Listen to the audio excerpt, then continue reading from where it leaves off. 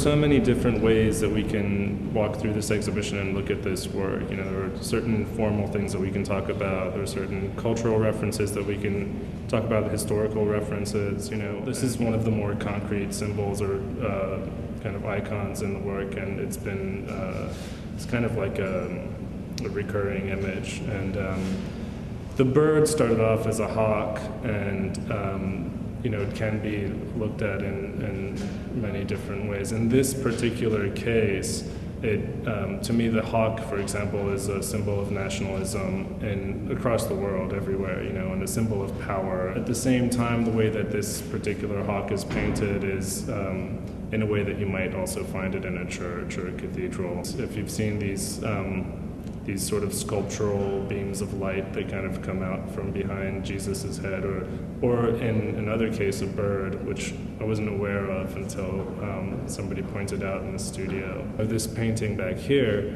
there are these two sort of flowers that come up, and there are these flames coming from the flowers, which have this sort of like Indiana Jones-like quality about them. It's this exotic event that's happening. You know, you can look at it as some sort of monument or statue, and you can also look at it as an abstraction. You know, like the Brancusi abstraction of the bird. It's actually taken from a Thai form that's often found I've seen it in Thai restaurants in the altar, and so it's vaguely derived from that and kind of references like an award. You can even say it's kind of a phallic symbol. I want to ask questions about these symbols. Such as? Yeah. Well, that's the thing. It's not meant to be so concrete. This is a drawing of a mullah, who's a religious scholar and a Muslim religious scholar.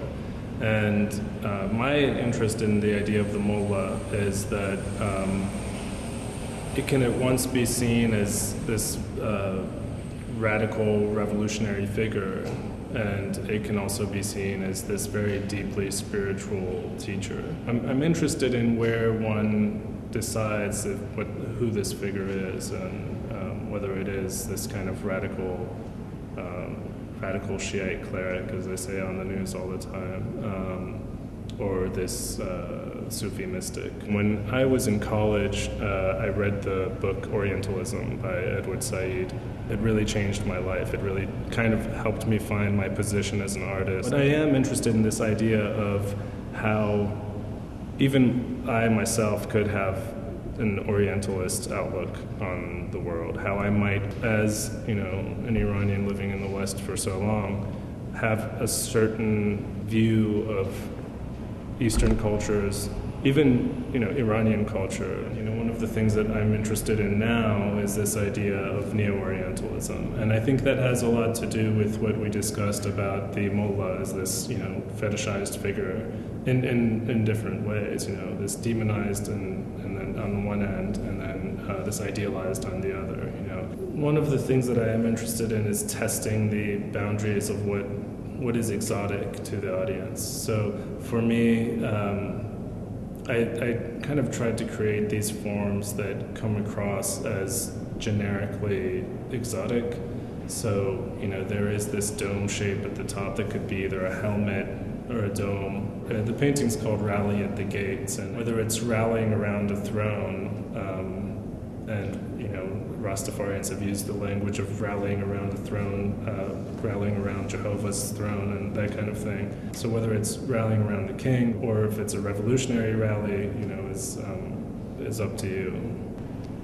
Some of the iconography in this painting in particular has been abstracted. It's some of the iconography that you may find in the older work, but it's just been taken to a point of abstraction where you might not recognize it so directly. So, you know, some of the things like the angel is in there somewhere, the flag is in there, the hawk is in there, and there is this sort of interaction between what I see as these two worlds. There was something that I've been dealing with is this idea of night vision, and night vision being the image that we see on TV when they show images of the war, which they don't really do anymore, but that kind of green, grainy image that we see. And then night vision also being the biblical night vision, this revelatory vision.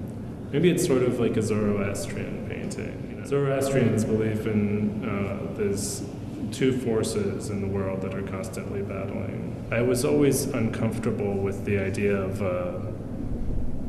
having like a style, so to speak, or having like one way of painting. So, you know, I get bored very easily, and so I think that's why the work changes a lot, but also why within each painting there are so many different ways of painting.